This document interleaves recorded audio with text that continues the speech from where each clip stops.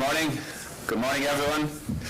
I'm David Breen, Vice President and Site Leader at the Pfizer Kalamazoo facility. It's an honor and a pleasure to be with you here today. So, for over 135 years, Pfizer colleagues in Kalamazoo have been manufacturing breakthrough medicines and vaccines and delivering them to patients all around the world. And I've had the privilege of working with the amazing team in Kalamazoo for over 2 years now. And I am impressed every day with the dedication that each and every colleague brings to the site. As one of Pfizer's largest plants, the Kalamazoo facility is a global supplier of sterile injectable, liquid, and semi-solid medicines, as well as active pharmaceutical ingredients, producing more than 144 products. As you know, the Kalamazoo facility has also been central in the fight against COVID-19, manufacturing more than 1 billion vaccine doses to date. Building on the profound legacy and impact in Kalamazoo, today marks a new chapter, not just for us at Pfizer, but also for U.S. manufacturing, the community in Michigan, and all the patients around the world who count on us. I am proud to announce today that Pfizer will expand our manufacturing capabilities in the United States by investing $750 million in our Kalamazoo, Michigan facility.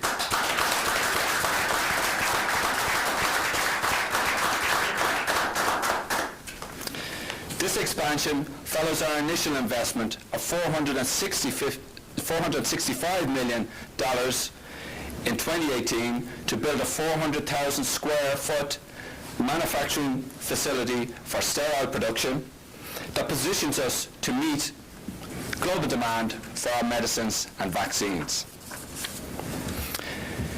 In the last 5 years, Pfizer has invested more than $1 billion in the Modular Aseptic Processing, or MAP, program in Kalamazoo, establishing the facility as one of the most technologically advanced sterile injectable facilities in the world.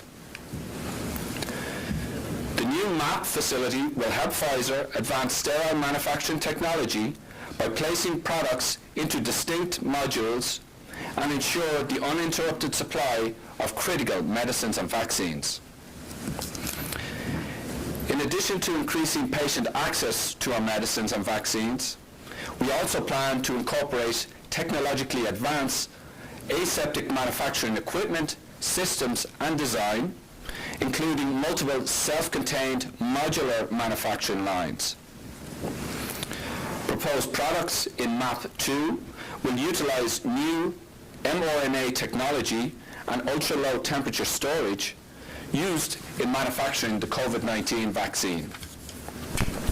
Furthermore, this investment will make sterile injectables easier to use by converting the vaccines to pre-filled syringes, making it more efficient and convenient for consumers.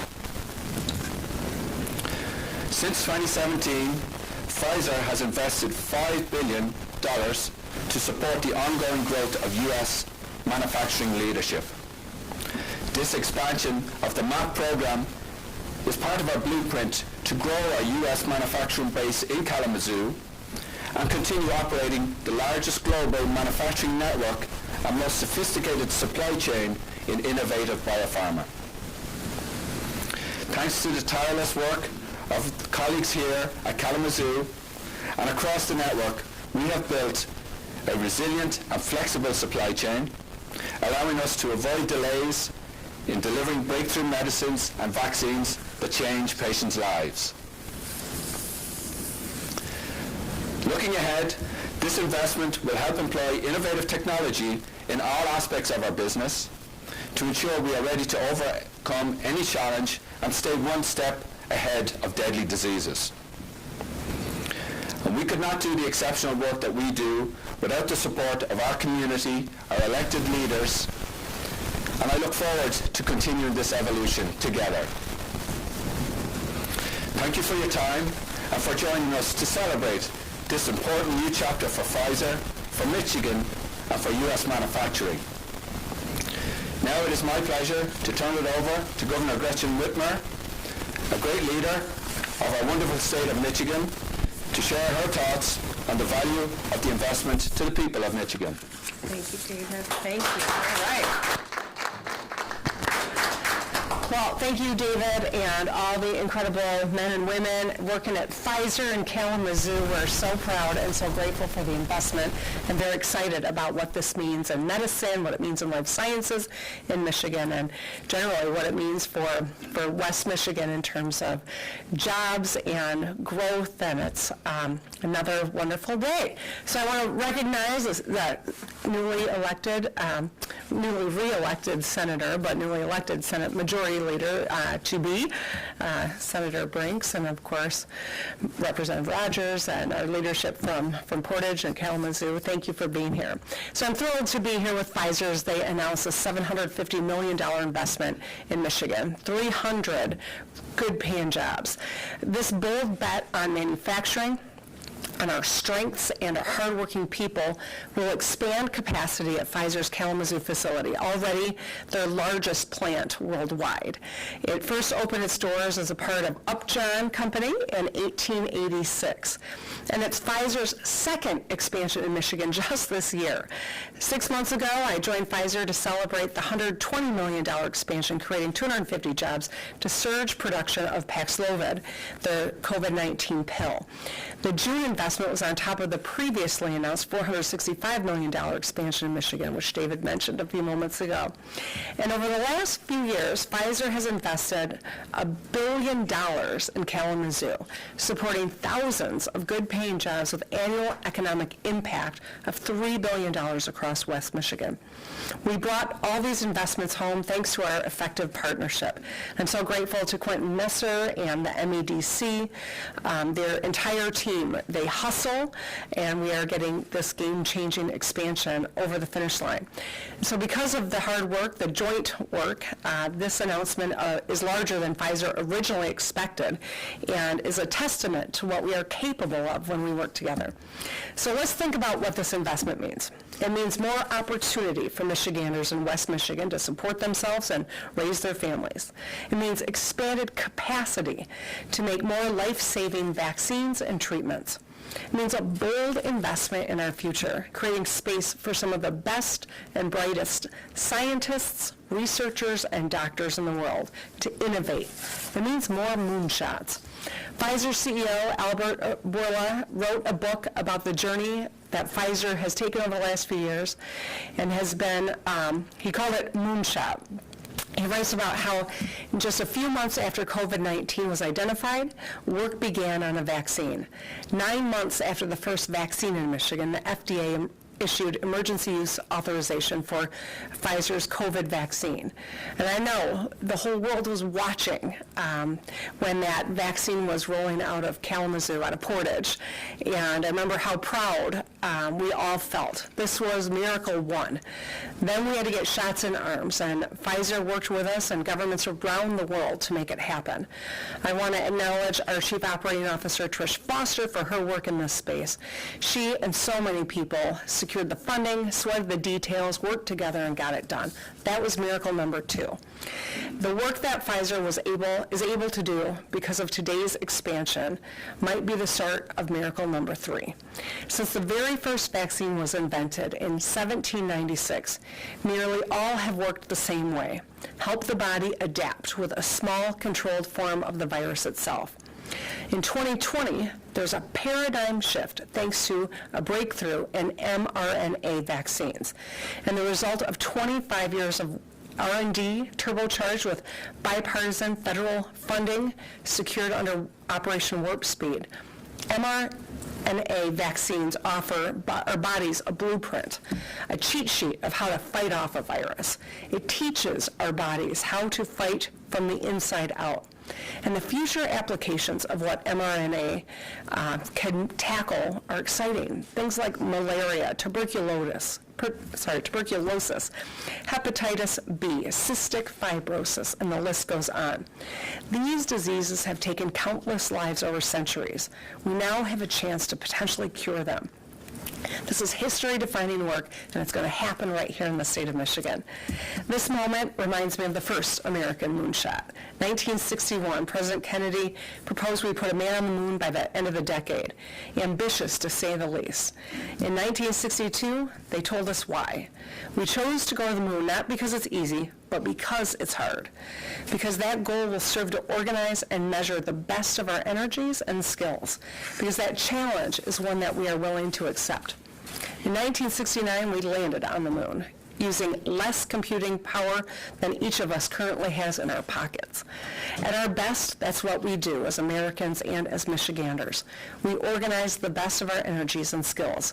We accept challenges and rise to meet them, no matter the odds.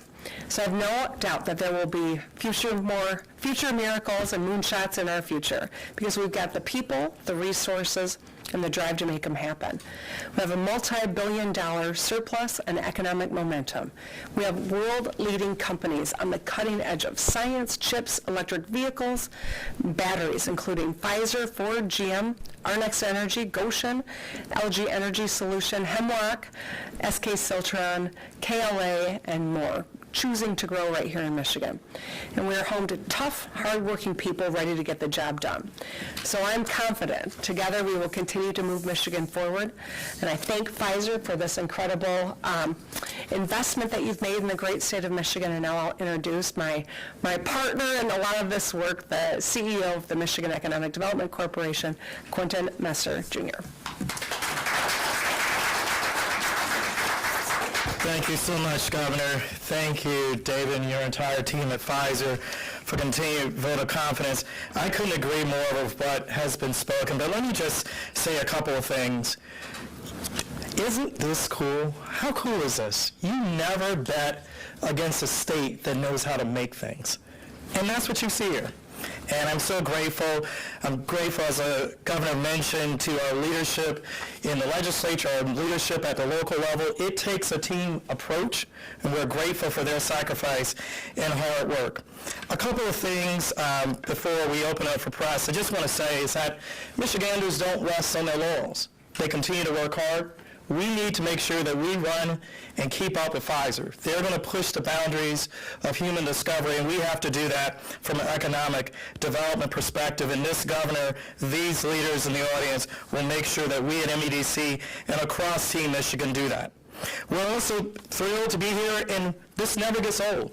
It never gets old announcing new investment and continuing to deepen the relationship that Pfizer has in Portage, which is nearby Kalamazoo, and throughout southwest Michigan. What happens in Michigan is transforming the world, and that's always been the case for Michiganders. And we look forward to building on this momentum even further in years to come by competing for every job, every dollar, and every opportunity. The governor is fond of saying we will out-hustle and out-compete, and we are committed to doing so. Pfizer is proof of what's possible when you make your mark in Michigan, and when you make your mark in Michigan, you make your mark in the world. So again, we're grateful to our team at Pfizer. We're grateful for our legislative leadership. We're grateful for the governor tirelessly pushing us to be better, and we cannot wait to see what happens in the remainder of this year and beyond. And with that, I'll call the governor and David back, and they'll open up for questions from the press. All right, thank you. So I'm here to answer any, heavy science questions, and if you want to talk politics, I'll hand it back to David. I'm just kidding. Let's start with questions on this investment, Pfizer, and I'll let David answer whatever's on your mind on that space. Sorry, Jonathan, I was looking over your shoulder. Go ahead. Question on the SOAR funds. With the lame duck seeming stalled, what are your plans to get the SOAR funds replenished before the end of the year, or if there are any? Yeah, well, my hope is that we will still see some activity out of the legislature during lame duck, and this is a priority of mine. If, as it appears, maybe there's not going to be a robust agenda for lame duck, then we will get it done soon as we convene the next legislature. Jonathan? Question for Mr. Breen. A lot of companies are having difficulty hiring or finding qualified folks right now.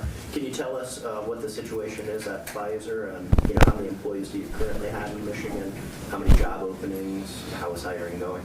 Yeah, great question. Yeah, it's a very topical theme for us right now. We have on site in our facility in Kalamazoo 3,000 colleagues currently working, and we're actively looking for another 300 colleagues.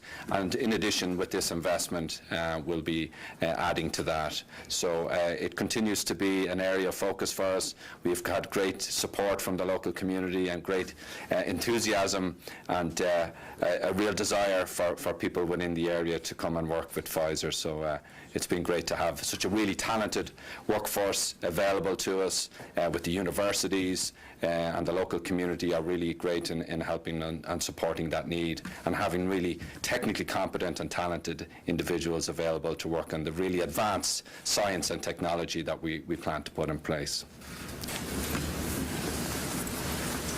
Going off his question, can you kind of elaborate what jobs are available with this new expansion? Sure, yeah. The jobs will be high-end jobs. We will have scientists, process engineers, construction workers as well as we build up the facility, and also we will be looking for operators and technicians to run the equipment as well when it's up and running. Yeah. Question about the timeline. Is that money already in the bank account? Is it coming down the line? When can you expect it? So the investment has been fully approved, and we are already starting to procure and purchase some of the equipment, the long lead items that we need to install the equipment in the coming years. So it's already started, yeah. I want to compliment the press corps. You're really on the subject today. That's great. All right, David, let know the pressure's on. You going to stay on the subject? Are you seeking an incentives package through the legislature or the SOAR fund, other incentives? I'm going to hand that to Whitmer. Sure. I think for this, I think there are a couple of things that should be noted. I mean, there are other economic development tools besides the SOAR fund. I think what we, because of the legislators' work, because of the governor's work, we do have business development program grants. There are other things that working with Leo to help procure the human capital that's required. So I think what we don't want to do is we don't want to signal all our plays. The competition is keen, but we want to make sure that we provide for Pfizer what it takes to continue to earn this investment. And SOAR is only but one of several tools that may or may not be used for this particular project. If I could just follow up on that. Have you settled on a specific package for this? Scope, size, does it involve SOAR? And then to Mr. Breen, to what extent is the importance of a state incentive package to this expansion? I answer the first part. At this point, there is not anticipation of SOAR dollars.